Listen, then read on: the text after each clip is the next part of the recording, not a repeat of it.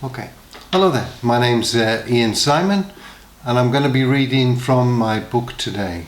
It's called The Double Programme, and it's about a group of young people who get together and are recruited by the British government to do some tasks that can't be achieved by anybody else. I hope you enjoy it. Let me begin. Prologue. James nervously approached the gates of his school. Today was the day. It all boiled down to this. His A-level results were waiting for him just a few feet away, in the ugly stone edifice that had been his school for the last 2 years, King Edward VI College. He sucked in a deep breath and climbed the stairs, hoping he looked more confident than he felt.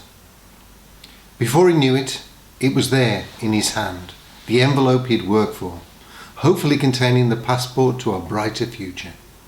He opened it tentatively, not wanting to rip the paper, and slowly extracted the folded white sheet.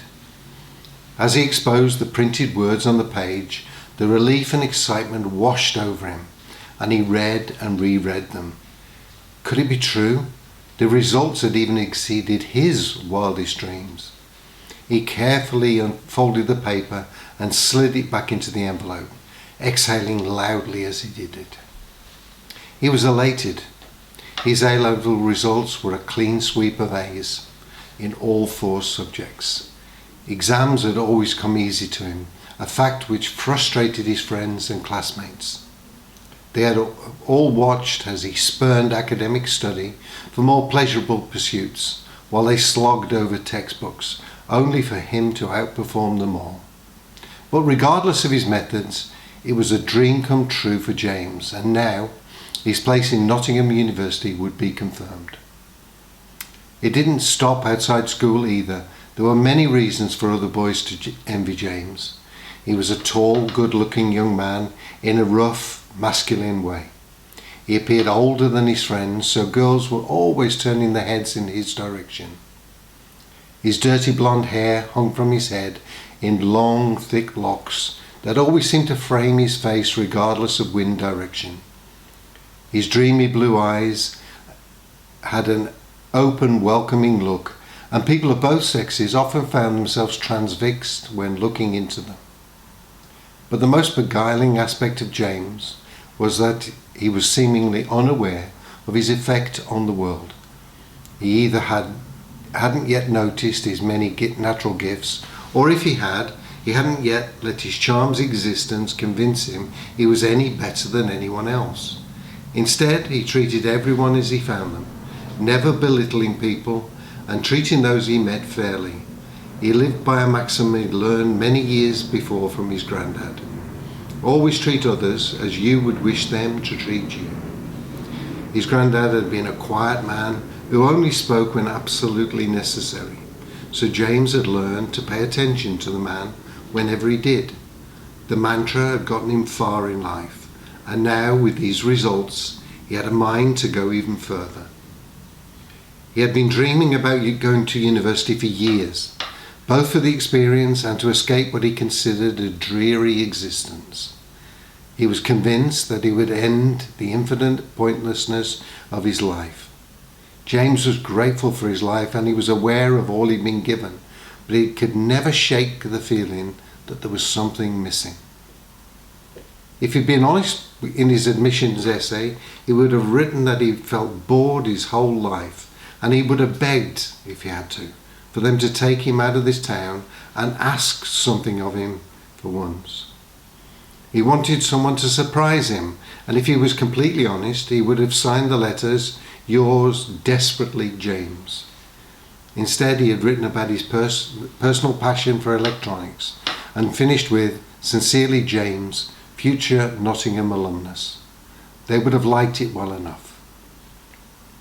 He looked up and down the tree-lined street as if viewing it for the first time. The colour seemed more vibrant somehow, the green leaves clashing against the bright blue sky. The warm sunlight touched his skin and he felt truly alive, enjoying the moment as the ramifications of the day sank in. He was already daydreaming about what would happen during Freshers' Week.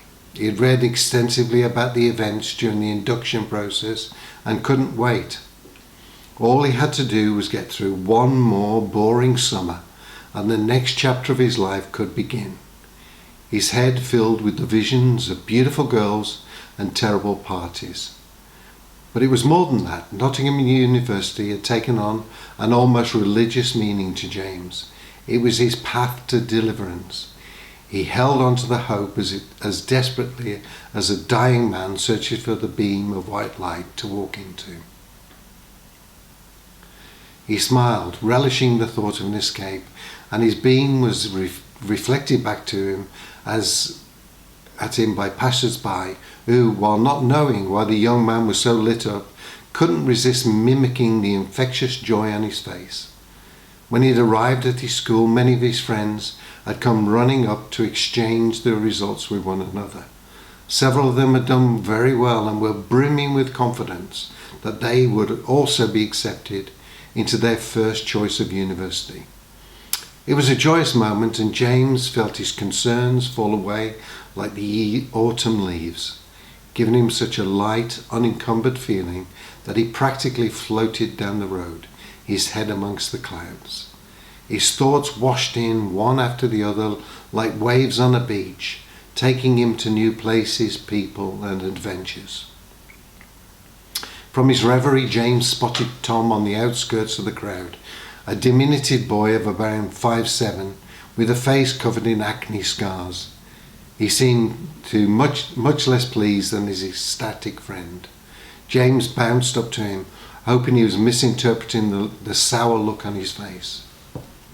"What's going on?" he asked, suddenly very aware of his own results in his hand. James and Tom had been friends for 3 years, much to the shock of the people who knew them. But while the two boys were physically polar opposites, they had shared interest in electronics and computers and had gravitated to each other because of it. It was the beginning of the 1980s and technology was morphing and growing before their eyes, fascinating them both and leading them to shared time devising experiments with their basic electronic kits and writing code for their ZX81 computers.